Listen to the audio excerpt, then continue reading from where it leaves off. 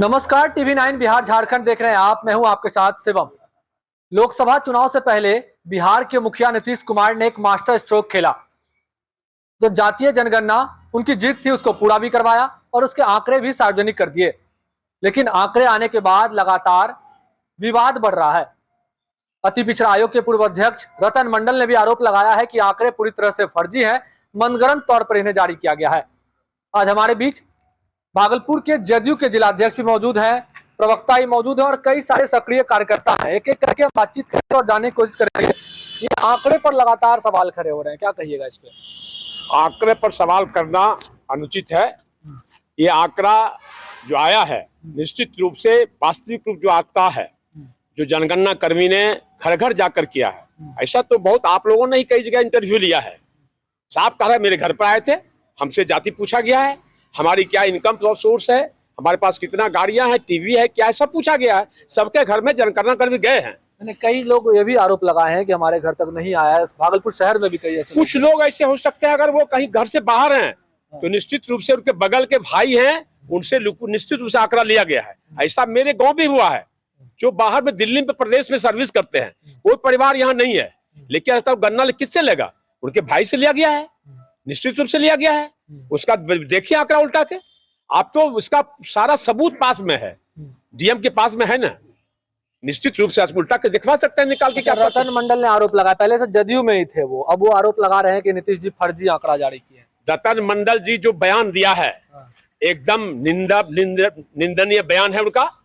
वो प्रोफेसर है, विद्वान है, उनको ऐसा बयान नहीं देना चाहिए। आज नीतीश जी के चलते अगर वो आपको मालूम होगा अति पिछड़ा प्रकोष्ठ, अति पिछड़ा की आबादी जितनी है, उनका जो प्रदेश अध्यक्ष था उनको सम्मानित पद से सुशोभित किया गया था और फिर अति पिछड़ा आयोग का भी पद उनको मिला था, नीतीश जी ने दिया था।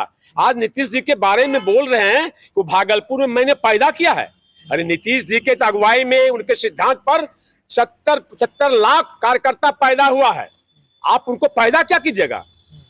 आपका उनका ओछा बयान है, उनको ऐसा बयान नहीं देना चाहिए। जिस पत्ता में खाते हैं उसी पत्ता में छेद करने की बात, जैसी इनका उदाहरण है। ऐसे क्या नाम हो आपका? अनिल कुमार सिंह। कैसे देखते हैं ये जातीय जनगणना? जातीय गणना बहुत सही ढंग से हुआ है। कहीं कोई मरमरिंग नहीं है। और विपक्ष का बोलने का काम है जाति से जनगणना पर कि वो अपना बोल रहा है, जातीय जनगणना सही हुआ है। अच्छा, आंकड़े में देखा जाए तो आंकड़े में बहुत सारा उतार चढ़ाव है, इस वजह से जो लगातार है आवाज उठ रही है, विरोध हो रहा है। देखिए, जिन लोगों ने भी विरोध किया उसका विरोध निराधार है। हमारे नेता के आह्वान पर ये जनगणना बिहार सरकार ने अपने बलबूते पे कराया। जहाँ तक हम लोग सामाजिक परिवेश से आते हैं और हमने अपने समाज में खुद देखा है कि सरकारी कर्मचारी प्रत्येक व्यक्ति के घर में जाके उसका सारा डाटाबेस तैयार किया है।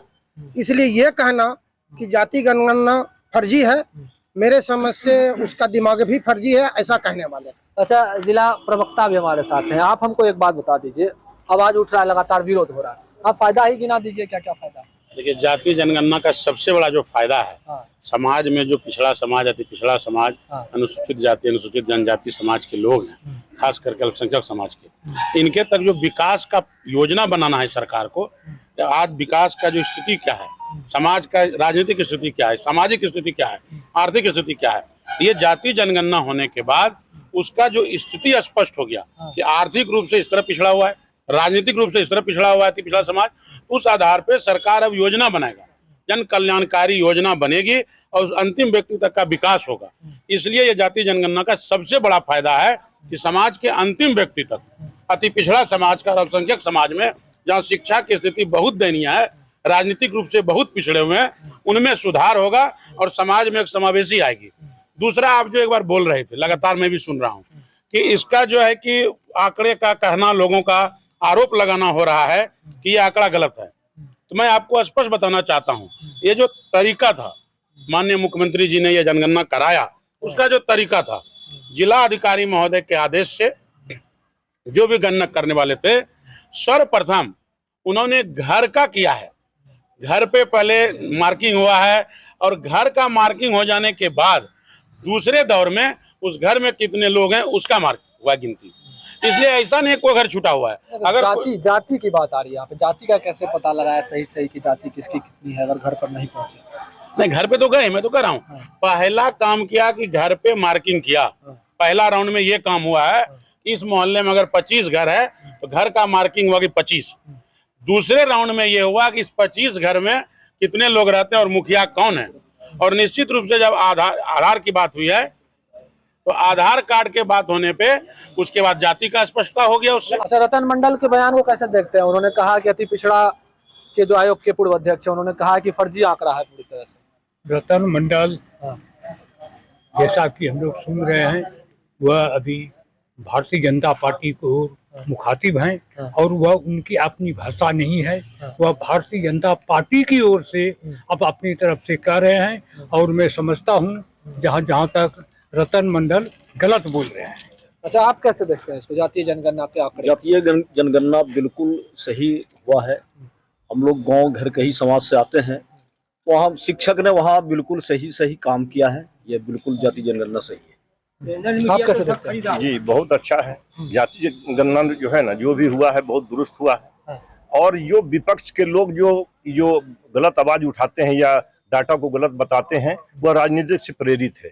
हम लोग तो देखे गांव समाज में घर के मुखिया को खोजा, उसका आधार कार्ड लिया, उसका घर का मने सब सारा चीज लिया, तो ये जो है ना वो तो बिल्कुल सरासर गलत है। बिल्कुल जो है कि मने जातीय जनगणना ठीक है। तो जदयू कार्यकर्ताओं और जदयू के जिलाध्यक्ष के बीच हम लोग मौजूद थे। कई सारे कार्यकर्ताओं से हम लोगों ने बातचीत की और लगातार जो जातीय जनगणना के आंकड़े पर सवाल खड़े हो रहे हैं, इसको लेकर हम लोगों ने इन लोगों से बातचीत की और इनका कहना है कि आंकड़े घर घर तक टीम के द्वारा पहुंचकर तैयार किए गए हैं और ये आंकड़े बिल्कुल सही हैं। जो लोग भी इस आंकड़े के खिलाफ बोल रहे हैं वो सभी भाजपा या अन्य किसी राजनीतिक पार्टी से सक्रिय तौर पर जुड़े हुए हैं। भागलपुर से TV9 डिजिटल के लिए मैं शिवम।